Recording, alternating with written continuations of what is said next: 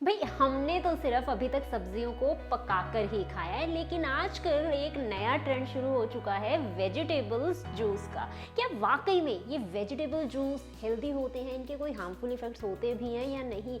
अगर ये वाकई में हेल्दी होते हैं तो इनके पीने के स्टैंडर्ड्स क्या हैं? हमें कौन से पॉइंट्स को अपने माइंड में रखना चाहिए? आज की वीडियो में हम इन्हीं सब चीज़ों के बारे में बात करने वाले हैं। हेलो, नमस्ते, सत श्री अकाल, आदाब। कैसे हैं आप सब? Welcome back again. आज हम बात करने वाले हैं वेजिटेबल जूसेस के बारे में। Are they healthy once? 3000 से 5000 साल पहले लोग सब्जियों को ज़्यादातर पकाकर ही कंज्यूम किया करते थे, लेकिन आजकल सब्जियों को जूस की फॉर्म में कंज्यूम किया जाने लग चुका है।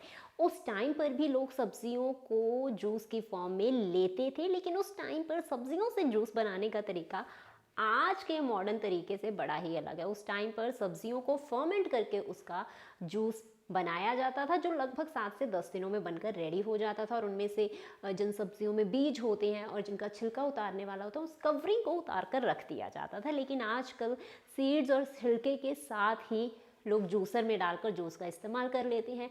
और उस टाइम पर ज़्यादातर फर्मेंटेड जूस का इस्तेमाल मेडिसिनल पर्पस के लिए किया जाता था। चाइना, जापान, आयुर्वेदा में सिर्फ एलिमेंट्स को, डिजीजेस को, उस टाइम पर बीमारियों को ट्रीट करने के लिए ही फर्मेंटेड वेजिटेबल जूसेस का इस्तेमाल किया जाता था। लेकिन आजकल सिर्फ एक ही मंत्र है और वो है वेट लॉस, जिसके लिए लोग बहुत ही तरह तरह की सब्जियों का जूस कंज्यूम करने लग चुके हैं, जैसे गोभी का जूस, खीरे का जूस, पेठे का जूस, कद्दू का जूस, टमाटर का जूस, आलू का जूस और भी बड़ा तरह के जूसेस आजकल हम कहेंगे, फ्रेश जूस, पालक का जूस लोग कंज्यूम करते हैं। क्या इनमें वाकई में न्यूट्रिएंट्स होते हैं? वाकई में ये सब्जियों से ज़्यादा हेल्दी ऑप्शंस होते हैं? बिल्कुल भी नहीं। किसी भी वेजिटेबल को पकाने का काम इसीलिए सदियों से चलता आ रहा है क्योंकि सब्जियों में जो प्लांट्स के ऊपर की जो कवरिंग होती है, जब हम कुक करते हैं तो वो कवरिंग टूटती है, जिसकी वजह से उसके जो न्यूट्रिएंट्स हैं वो हमारी बॉडी में ईजिली डाइजेस्ट हो जाते हैं और हमारी बॉडी उन्हें ईजिली ले भी लेती है। लेकिन जब हम उन्हीं सब्जियों का जूस बनाकर, रॉ वेजिटेबल का जूस बनाकर कंज्यूम करते हैं तो हमारी बॉडी को बहुत सारी चीज़ों का सामना करना पड़ सकता है। उन जूसेस में टॉक्सिन्स हो सकते हैं, वो इन्फेक्टेड हो सकते हैं। जो प्लांट्स को इन्फेक्ट करने वाले वायरस, बैक्टीरिया होते हैं, माइक्रो ऑर्गेनिजम्स, वो जूसेस इन्फेक्टेड हो सकते हैं। जब हम कुक करते हैं तो जो भी माइनर टॉक्सिसिटी होती है वो ख़त्म हो जाती है। इसीलिए बहुत सारे लोगों को जूसेस पीने के बाद टॉक्सिसिटी भी देखने को मिलती है।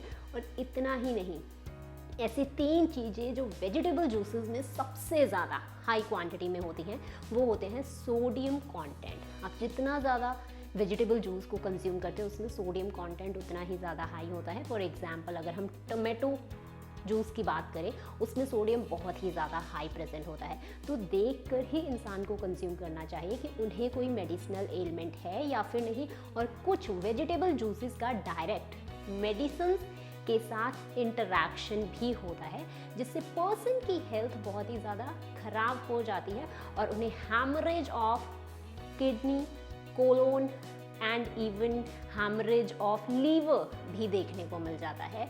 और second one is the oxalate. जैसे पालक की हम बात करें, पालक आहा, सुनते ही मुंह में पानी आ जाता है। चाहे पालक पनीर की हम बात करें, पालक आलू पालक की अगर हम बात करें, अकेली पालक भुर्जे की बात करें, भाई पालक में आयरन होता है, विटामिन B12 होता है, फॉलिक एसिड होता है, कैल्शियम भी इसमें प्रेजेंट होता है।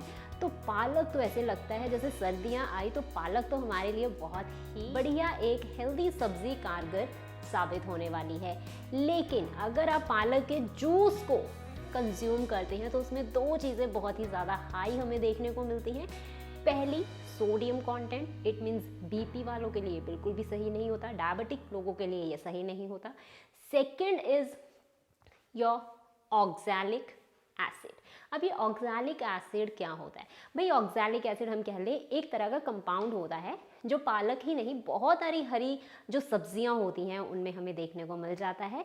और जब हम सब्जियों को कुक करते हैं तो ये ऑक्सैलिक एसिड जो उनमें प्रेजेंट होता है, जितनी भी हरी पत्तेदार वाली सब्जियां होती हैं, तो इसकी क्वांटिटी, इसका अमाउंट उनमें कम रह जाता है, जिसकी वजह से the micro nutrient of that vegetables हमारी बॉडी में बहुत ईजिली डाइजेस्ट होते हैं। तो जो लोग इनका जूस पीते हैं उनमें ऑक्सलेट बहुत हाई अमाउंट में इंक्रीज हो जाता है, जिसकी वजह से आजकल बहुत सारे लोगों को, specially in Indian people, stones की दिक्कत हमें देखने को मिलती है और उन्हें मालूम भी नहीं होता कि उनकी बॉडी में स्टोन्स हैं या फिर नहीं, just because of they are consuming the crash diets like the vegetable juices diet, because oxalate kidney में स्टोन्स कर देते हैं और इसीलिए उनकी कंडीशन और भी ज़्यादा वर्स हो जाती है।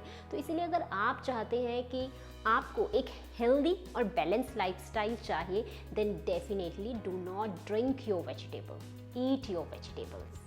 तो अब बात करते हैं मिथ्स क्या होते हैं वेजिटेबल जूसेस के। Number 1, vegetable juice aids in weight loss. सबसे पहला और आज के टाइम पर सबसे बड़ा मिथ तो यही है कि वेजिटेबल जूस पीने से आपका वेट लॉस होता है। It only gives you a short term fixes. ये आपको कभी भी एक लॉन्ग जर्नी में सस्टेनेबल वेट लॉस नहीं देकर जाता। Second one is vegetable juices में जो माइक्रो न्यूट्रिएंट्स होते हैं वो हमारी बॉडी में ईजिली एब्जॉर्ब हो जाते हैं rather than we are eating a cooked और रॉ वेजिटेबल्स।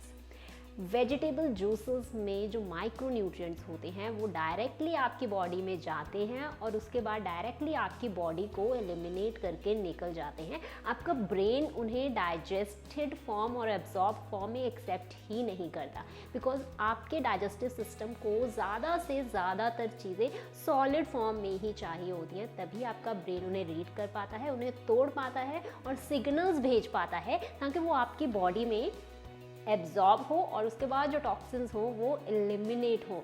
तो अगर आप वेजिटेबल्स को जूस की बजाय कुक कर कर कंज्यूम करते हैं, देन डेफिनेटली आपका डायबिटीज़, आपका बीपी, आपकी जो लिपिड प्रोफाइल है that is HDL and LDL, और आपको अगर कैंसर की दिक्कत है तो इन सभी चीज़ों में आपको बहुत ही बढ़िया रिजल्ट देखने वाले हैं। ये सभी चीज़ें आपकी कम होने वाली है। So you have to be understand, eat your cooked vegetables. Definitely there are some vegetables जिन्हें हम रॉ फॉर्म में कंज्यूम करते हैं, जैसे खीरा। खीरे को हम एक सैलेड की फॉर्म में कंज्यूम करते हैं, तो उसे आपको वैसे ही कंज्यूम करना है। जैसे 2 तरह की सब्जियां अगर मैं बात करूं, गाजर, मूली, शलगम, जो मोस्टली विंटर की वेजिटेबल्स हैं, इन्हें हम सैलेड की फॉर्म में भी खा सकते हैं, कच्ची भी खा सकते हैं और इनकी सब्जी भी बनकर रेडी हो जाती है। तो इन्हें आप किसी भी फॉर्म में कंज्यूम कर सकते हैं, लेकिन जूस की फॉर्म में आप नहीं कंज्यूम कर सकते। And third one is vegetable juices cleanse और डिटॉक्स योर बॉडी। ये क्लिंस और डिटॉक्स वर्ड तो भाई 1 साल से अब नया ही मार्केट में शुरू हो चुका है, बिकॉज अब कुछ बचा नहीं था तो बॉडी को साफ करने का तरीका मार्केट में आ गया। तो क्लिंस और डिटॉक्स तो आपकी बॉडी के जो सिस्टम है, लीवर, किडनी और कोलोन, वो तीनों के तीनों खुद ही मिलकर कर लेते हैं। उसके लिए सिर्फ आपको होलसम, बैलेंस्ड एक कंप्लीट मील ही लेनी होती है, ना कि आपको इन शॉर्ट टर्म फिक्सेस के ऊपर जाना होता है। बिकॉज जितनी ज़्यादा आप इन सब शॉर्ट टर्म फिक्सेस के ऊपर जाएंगे, देन डेफिनेटली उतनी ही आपकी जो हेल्थ है वो वर्स कंडीशन में होने वाली है। So remember all these 3 myths कि वेजिटेबल जूसेस को आपको एकदम से साइड ही कर देना। Now what to do if we have to consume a vegetable juice? So here are the standards of vegetable juice. अगर आप vegetable juice को consume कर रहे हैं, पहली चीज़, आपको किसी भी रजिस्टर्ड फिजिशियन की गाइडेंस के अंडर ही उसे कंज्यूम करना है।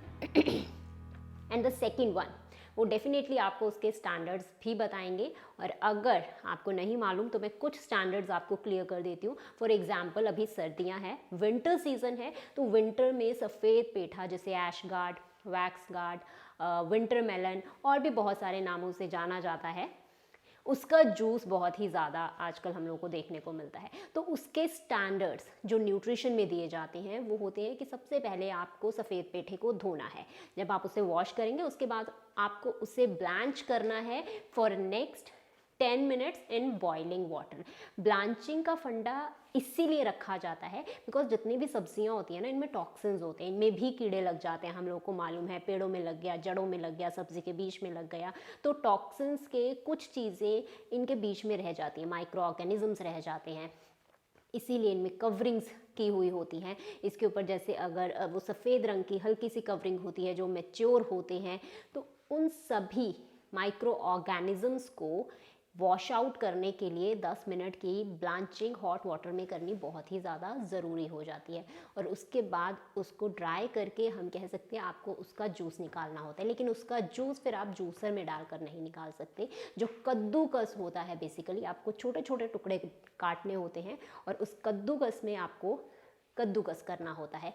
मीन्स जो ग्रेटिंग होती है, आपको अच्छी तरह से उसको ग्रेट करना होता है। लेकिन ग्रेट करने से पहले भी आप उसका एक पीस लेंगे और उसे आप चखकर देखेंगे कि अब वाकई में जो सफ़ेद पेठे का टेस्ट होता है उसका वही टेस्ट मेंटेन्ड है या फिर नहीं। बिकॉज अगर वही टेस्ट उसका मेंटेन नहीं है देन डेफिनेटली भाई उसमें माइक्रो ऑर्गेनिजम्स फिर भी रह गए हैं, तो आपको उसे चुपचाप से फेंक देना है या फिर उसकी सब्ज़ी बनाकर कंज्यूम करनी है, लेकिन रॉ फॉर्म में उसे कंज्यूम बिल्कुल भी नहीं करना है। तो इसीलिए उसके बाद आप उसे कद्दूकस करेंगे, बीज उसके साइड में रह जाएंगे, उसके बाद आप हाथ से उसे अच्छी तरह से निचोड़ेंगे और फिर उसके जूस को आप कंज्यूम कर सकते हैं। ऐसे ही मैं आंवला की बात करूं, और भी बहुत सारी वेजिटेबल्स ऐसे हैं जिन्हें मेडिसिनल पर्पस के लिए विद स्टैंडर्ड्स ही जूसेस की फॉर्म में इस्तेमाल किया जा सकता है, ना कि सिर्फ ओनली वेट लॉस पर्पस के लिए।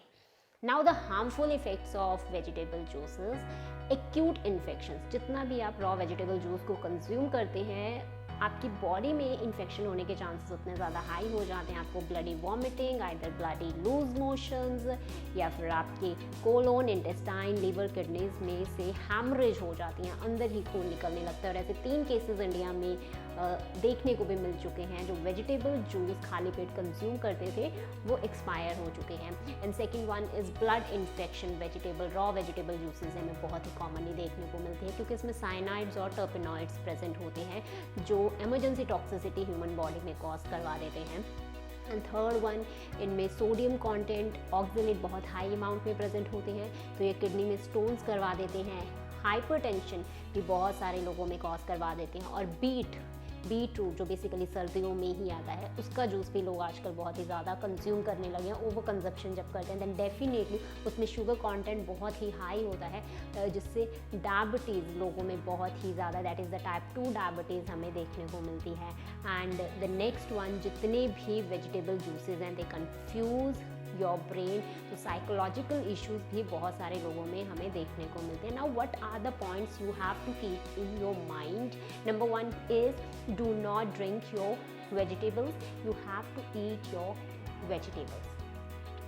सेकेंड इज आपको सिर्फ अपने वेजिटेबल्स को पकाकर ही कंज्यूम करना है, रॉ फॉर्म में सिर्फ उन्हें ही करना है जिन्हें हम अभी तक सुनते आ रहे हैं। खीरा हम कच्चा खा सकते हैं, गाजर हम कच्ची खा सकते हैं, शलगम हम कच्ची खा सकते हैं, मूली हम कच्ची खा सकते हैं, पालक को भी आपको पकाकर ही खाना है। जितनी भी गोभी या पत्ता गोभी को हम ज़रूर कभी कभार कच्चा खा लेते हैं, कभी सब्ज़ी की फॉर्म में, तो जस्ट जिनको आपके पेरेंट्स, आपके ग्रैंड मॉम्स जानते हैं कि ये चीज़ें हम कच्ची कंज्यूम कर लेते हैं, सिर्फ उन्हें ही करना है, बाकियों को आपको प्रॉपर कुक कर ही कंज्यूम करना है।